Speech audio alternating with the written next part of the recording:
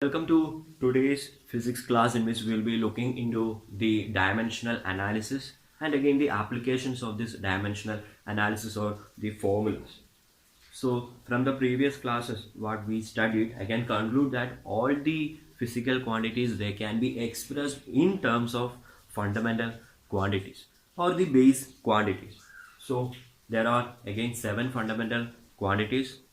I hope you know, which include mass, length, time, electric current, temperature, luminous intensity, and the amount of substance.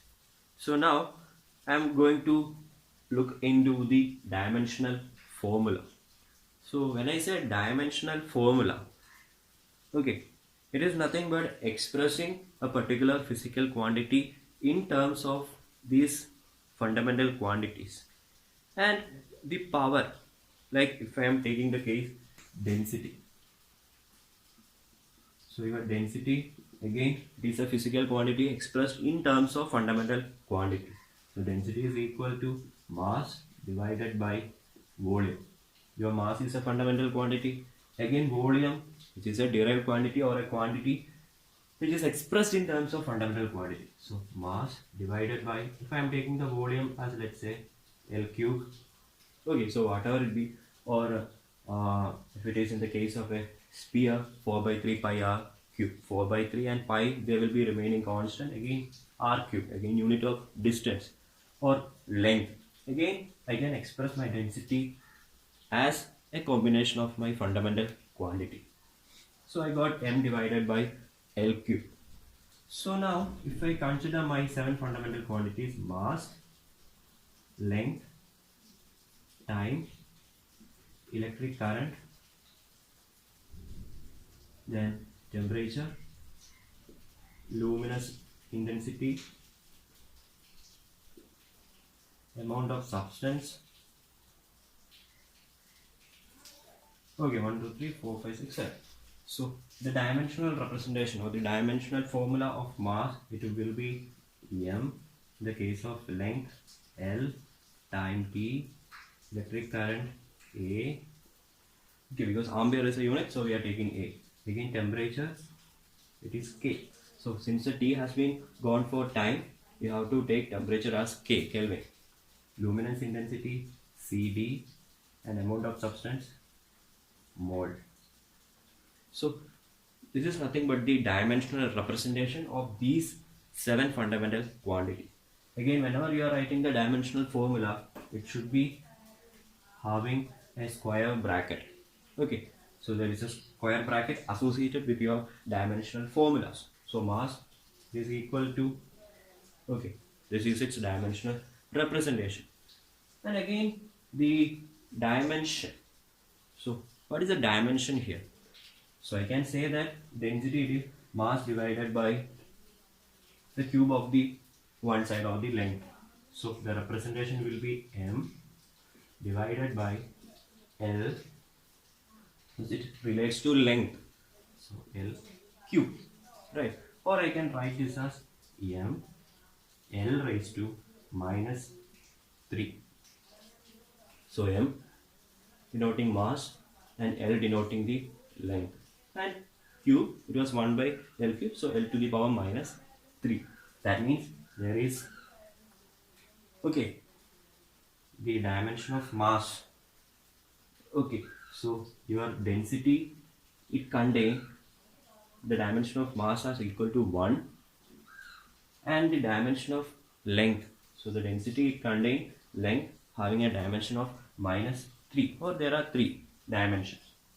So that is the idea of your dimensional formula. So expressing it in terms of the dimensions of the fundamental quantities.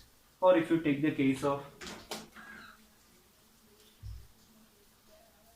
force.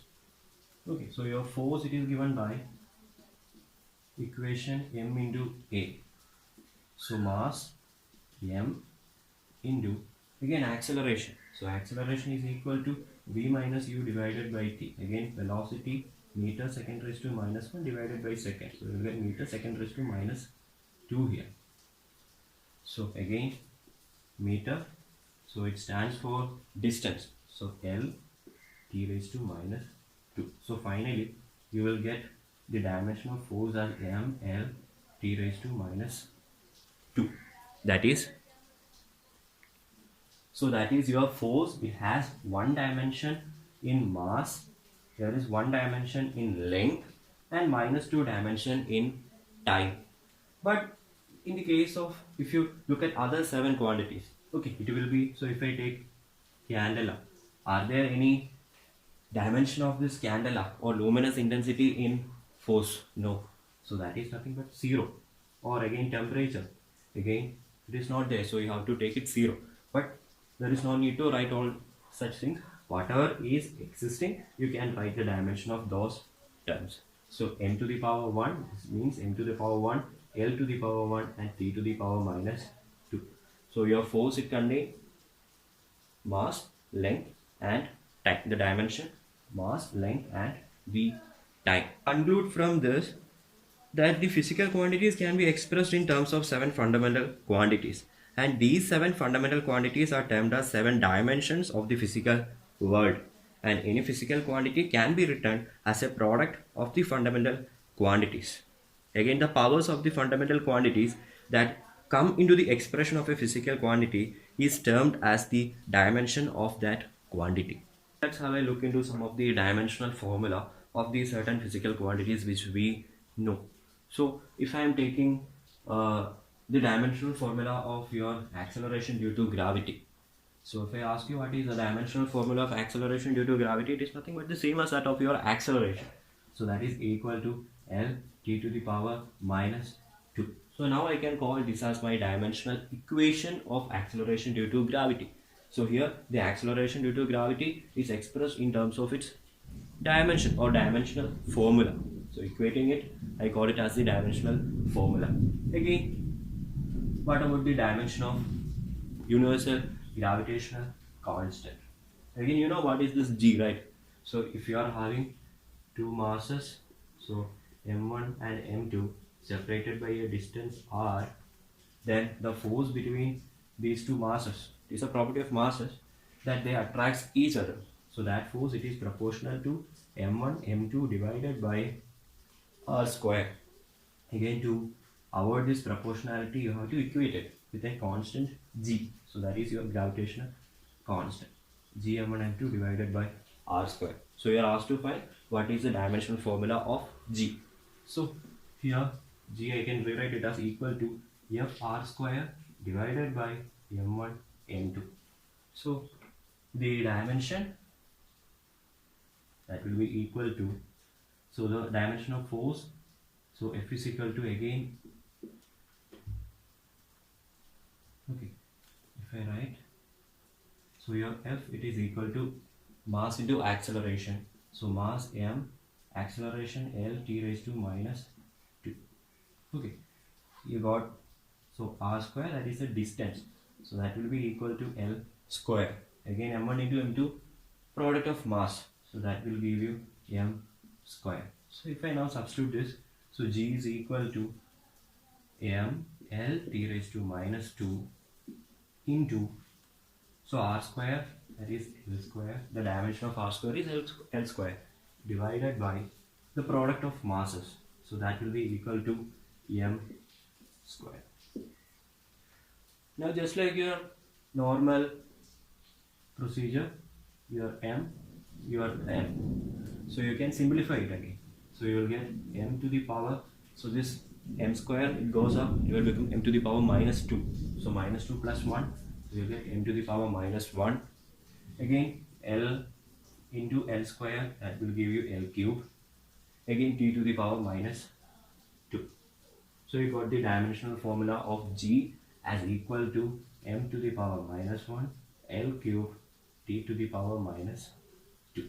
So that is the dimension of your universal gravitational constant. So once again, so your g, it was equal to f r square divided by m1 m2.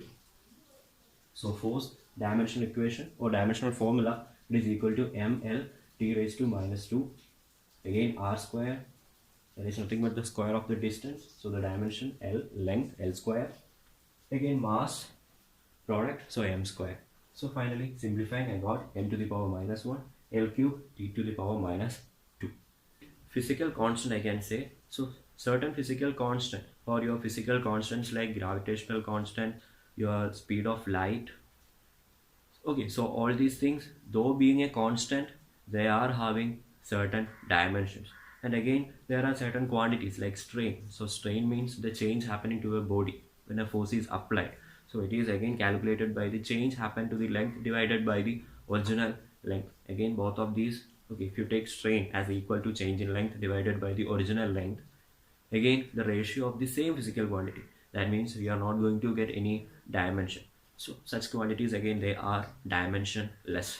Okay, so we will see it more, okay, when I explain about the dimensional consistency and finding the relation and all those things in the application part. Okay, fine. So moving to the next, so you are asked to find the dimensional formula of these three. So ut, at square and at. So your ut, so u standing for initial velocity and t time, here is acceleration. So you need to find what is the dimension. So ut, so lt raised to minus 1, because velocity dimension is lt raised to minus 1, because you know velocity is equal to displacement divided by time. So displacement, it's a unit of length, time t coming up to the numerator, lt raised to minus 1. So into t. So that will give you what you will get. So t and t will get cancelled, and finally the dimensional formula of ut, it is equal to L and at square, lt raised to minus 2, the dimension of acceleration, into t square. So you will finally get the dimension L. Again at square by 2, again 1 by 2, it's a constant, so no dimension here. So you will get again L, because at square you got it as dimensional formula L, so the same happens here, so L. So that is about these three problems. So now let's have a look into the application of your dimensional formula. Use relation among the physical quantities. So for this we should know the dependence of the physical quantity on other quantities. So like there will be up to 3 physical quantities, and consider it as a product type of dependence. So I'm taking an example here. So the question given is,